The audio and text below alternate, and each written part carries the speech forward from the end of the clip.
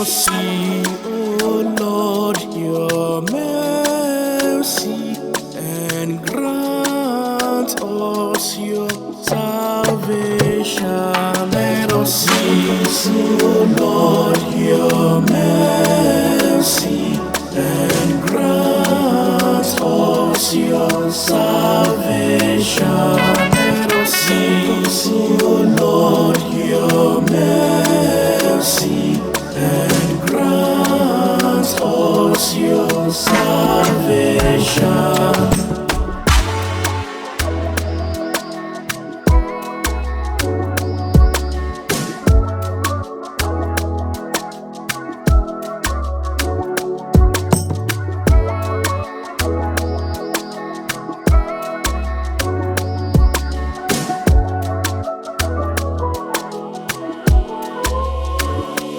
I will hear what the Lord God speaks.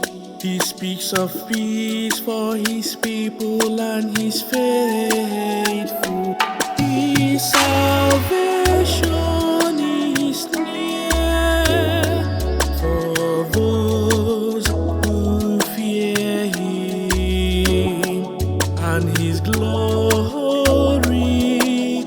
will dwell in our land. Let us see, O Lord, your mercy and grant us your salvation.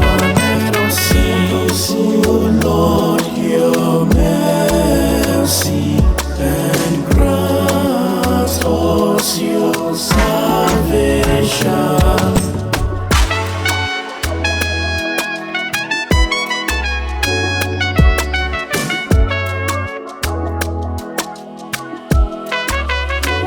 Merciful love and faithfulness I have met. Justice and peace I have kissed. Faithfulness shall spring from the earth, and justice look down from heaven. Let us see, O Lord, your mercy and grant us your salvation. Let us see, O Lord, your mercy and grant us your salvation.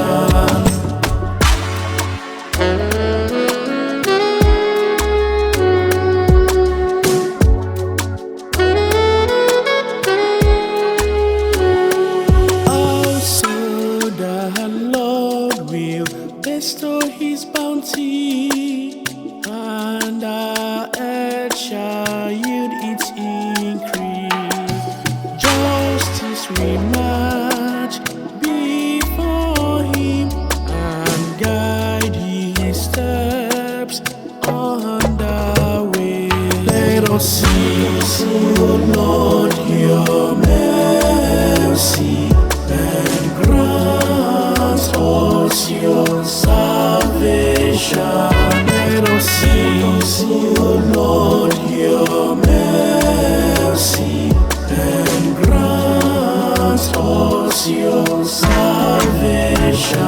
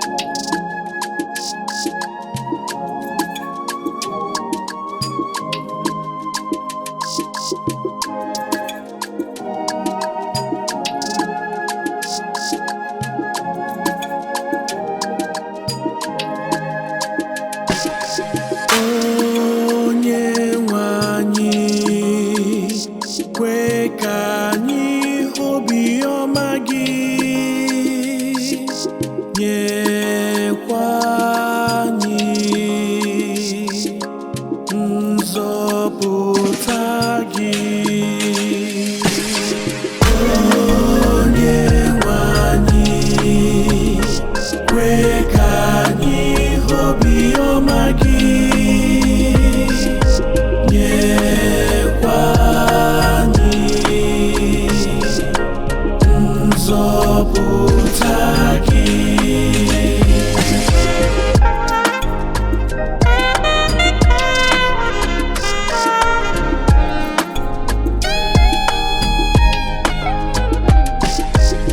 Aga m anụ ihe Onyenwe anyị Chineke ga-ekwu, n'ihi na ọ ga-ekwupụta udo maka ndị nke ya. N'ezie, nzọpụta ya dị ndị na-atụrụ ya egwu nso. Ebube ya bi ebi n'ala anyị. Obiọma n'eziokwu ga-ezukọta,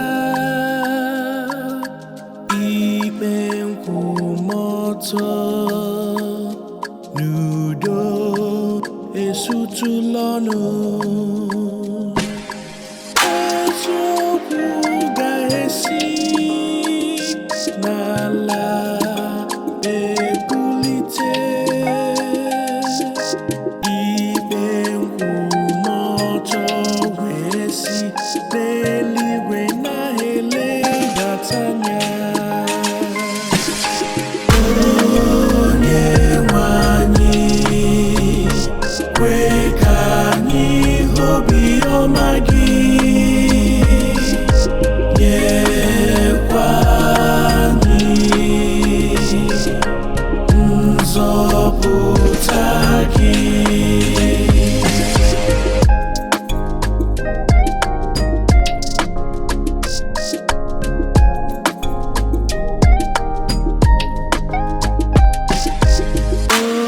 Onyenwe anyị ga-emere anyị amara, ala anyị ga-amịta ihe mmaji kwuru mmaji.